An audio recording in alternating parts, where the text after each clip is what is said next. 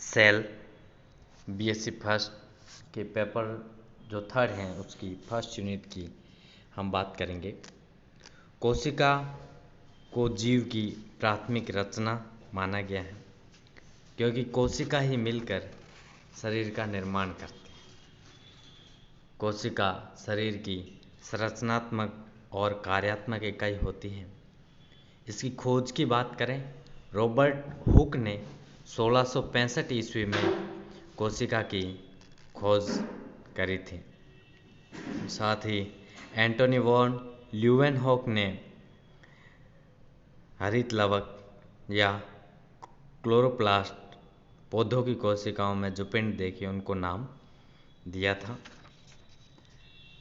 बात करें कोशिका सिद्धांत, तो कोशिका सिद्धांत स्वान और स्लाइडेन नामक वैज्ञानिक ने 1838 में दिया था।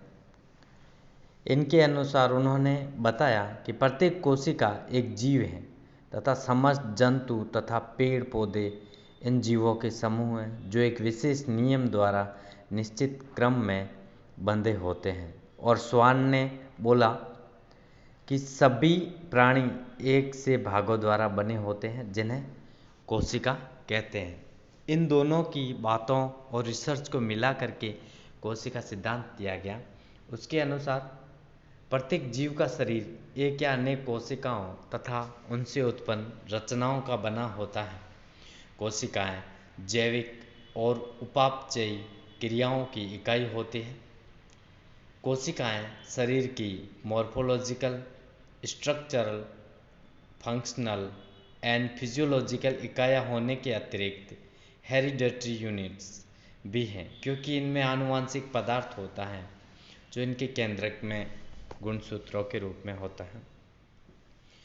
पूर्ववर्ती कोशिकाओं के विभाजन से ही नई कोशिकाओं का उदय होता है, निर्माण होता है।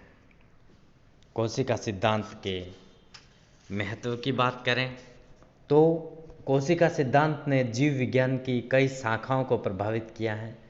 उन शाखाओं का अध्ययन करने के लिए कोशिका सिद्धांत की बहुत ही ज़्यादा आवश्यकता है।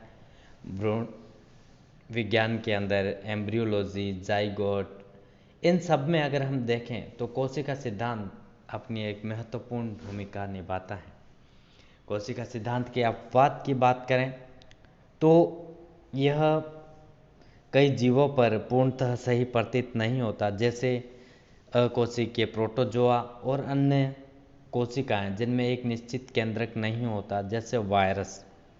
केवल वायरस ही नहीं बल्कि बैक्टीरिया तथा ब्लू ग्रीन एल्गी में भी केंद्रकीय पदार्थ के चारों ओर केंद्रीय झिल्ली नहीं होती और यह कोशिका द्रव्य में फैला रहता है।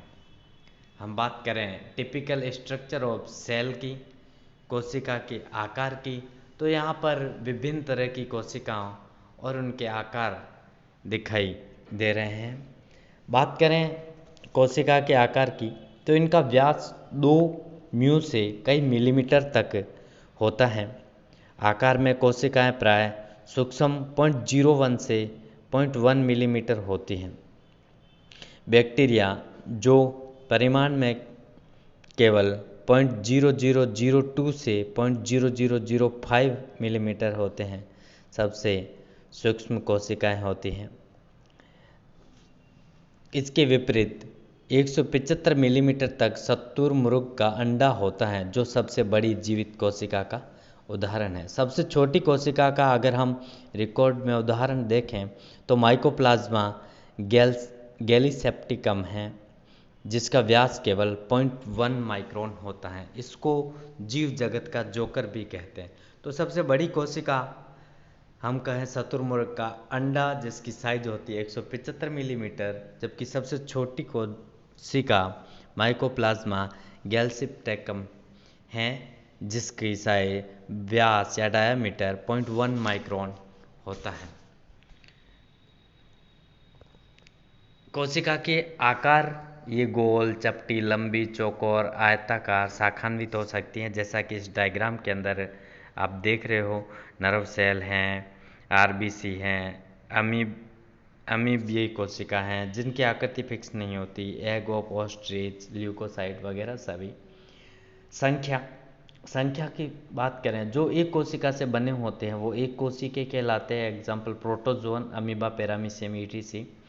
इसके विपरीत जिनमें एक से अधिक कोशिकाएं होती हैं उन्हें बहुकोशिकीय या मल्टी सेलुलर जीव कहते हैं। जैसे मानव शरीर में लगभग 10⁻14 कोशिकाएं पाई जाती हैं। जंतु कोशिका की स्ट्रक्चर की बात करें तो जंतु कोशिका एक केंद्रक युक्त साइटोप्लाज्म का टुकड़ा होती है जो सेल मेम्ब्रेन द्वारा घिरी रहती हैं। इसकी डायग्राम में आप देखिए, माइक्रोविलाई हैं, पिनोसाइटिक वेसिकल्स हैं, जो फेगोसाइटोसिस और पिनोसाइटोसिस, ये दो प्रोसेस होते हैं। जब लिक्विड पार्टिकल को इनगल्प किया जाता है, उनको इनगल्प करने वाली प्रोसेस है, उसको पिनोसाइटोसिस कहते हैं, जो पिनोसाइटिक सेल्स द्वारा होता है। डेस्मोसोम है, Golgi complex, smooth endoplasmic reticulum, rough endoplasmic reticulum, interdigitation, centriole, सभी सेल ऑर्गेनेलीज जो इसके अंदर दिखाई दे रहे हैं जंतु कोशिका के अंदर, माइटोकॉन्ड्रिया, ये सभी इसके अंदर होते हैं। सेल ऑर्गेनेलीज सबसे पहले हम देखें तो प्लाज्मा मेम्ब्रेन होती है। यह प्रोटीन की दो परतों के मध्य वसा या लिपिड बाइलेयर द्वारा निर्मित होती हैं। कोशिका की आकृति का निर्धारण करती है, इसको प्रोटेक्शन प्रोवाइड करती हैं और सेलेक्टिवली परमिएबल होती हैं।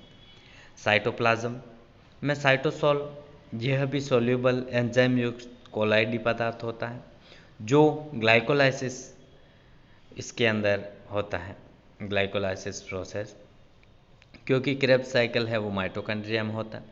साइटोस्केलेटन माइक्रोफिलामेंट्स और माइक्रोट्यूब्यूल्स हैं जो होते हैं, और सेंट्रियोल, सीलिया, फ्लैजेला आदि के निर्माण तथा इसके आकृतिक निर्माण के अंदर महत्वपूर्ण भूमिका निभाते हैं।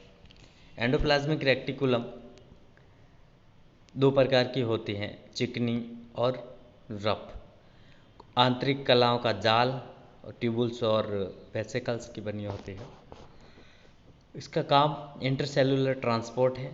जो स्मूथ एंडोप्लाज्मिक रेक्टिकुलम या SCR है, उसकी सरफेस के ऊपर दानेदार जो राइबोसोम्स है वो नहीं पाए जाते, ट्रांसपोर्ट के काम आती है। और रफ एंडोप्लाज्मिक रेक्टिकुलम इसलिए कहते हैं क्योंकि उसकी सरफेस के ऊपर जो राइबोसोम है वो छोटे छोटे डॉट के रूप में पाए जाते हैं, और इसका मुख्य काम प्रोटीन्स का निर्माण और परिवहन होता है। गोल्जी बॉडी चपटी थैलेनुमा स्ट्रक्चर्स होती है, सिस्टर्नी, वेसिकल्स एंड धानिकाओं के रूप में। लाइसोसोम का निर्माण और कोशिकीय स्त्रावों का स्त्रवण इसका मुख्य काम है।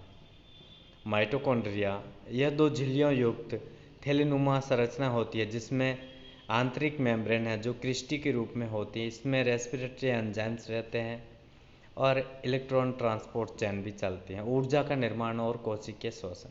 न्यूक्लियर मेम्ब्रेन, और सिंगल यूनिट मेम्ब्रेन ऑर्गेनेलिज की बात करें, लाइसोसोम जिसके अंदर हाइड्रोलाइटिक एंजाइम्स होते हैं, इसको सुसाइडल बैग्स भी कहते हैं।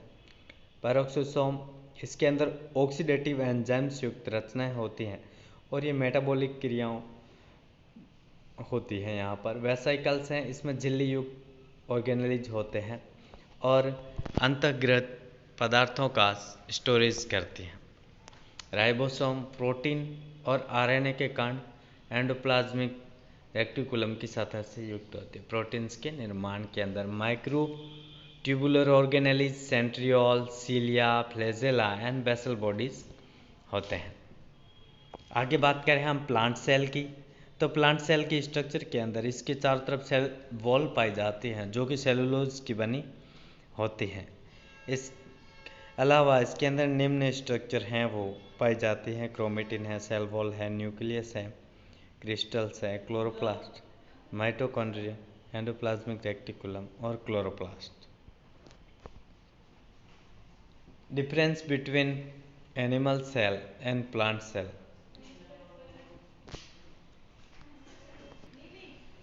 जंतु कोशिका और पादप कोशिका में अंतर, तो पादप कोशिका में सेल वॉल होती है जो जंतु कोशिका में नहीं होती। जंतु कोशिका में प्लास्टिड नहीं होते, पादप कोशिका में होते हैं जो भोजन के निर्माण में काम आते हैं। जंतु कोशिका में सेंट्रोसोम और सेंट्रियोल उपस्थित होते हैं, जबकि पादप कोशिका में सेंट्रोसोम और सेंट्रियोल अनुपस्थित होते हैं। गोल्जी बॉडी डेवलप्ड होती है, इसमें छितरी हुई होती है जिसे डिक्टियोसोम कहते हैं। कोशिका में धानियाँ नहीं होती, जबकि पादप कोशिका में परिपक्व कोशिकाओं के मध्य में एक बड़ी धानी होती है। Thank you.